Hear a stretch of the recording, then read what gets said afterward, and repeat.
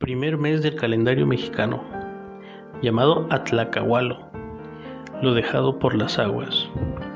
Este mes también tiene otros nombres como Cuauhtlehua, levantamiento de los troncos, Xilomanalistli, la ofrenda de los jilotes, Atl Motzacuaya, el atajar del agua. Este mes está dedicado a Tlaloc, Chalchiuhtlicue y Quetzalcóatl.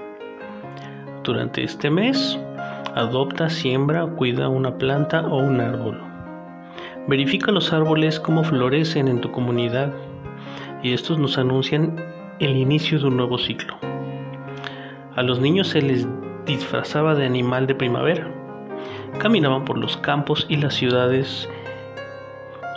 Dale de comer a algún animalito callejero.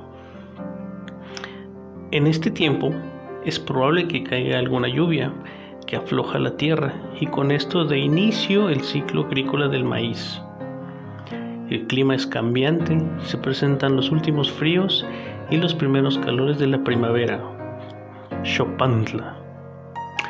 Hay mucha fuerza fecundadora. La tierra comienza su trabajo de dar vida, de llenar los campos de flores y plantas. A los niños se les viste de animales solares y realizan desfiles por los campos para presentarse y representar la diversidad animal, enseñarles el respeto por la fauna y que identifiquen todo tipo de plantas y árboles posibles. Antiguamente la gente salía a los campos y huertos a tocar, estirar las plantas. Los niños y los animalitos domésticos eran estirados de sus extremidades para facilitar el crecimiento que tenían durante el año.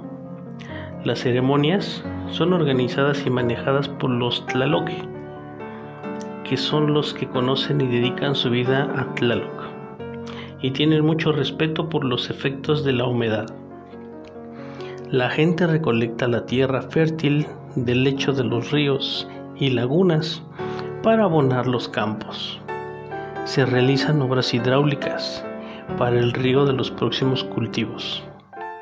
Xilomanalistli es una ceremonia donde se pide para que los primeros jilotes emanen de la tierra, los frutos tiernos del maíz.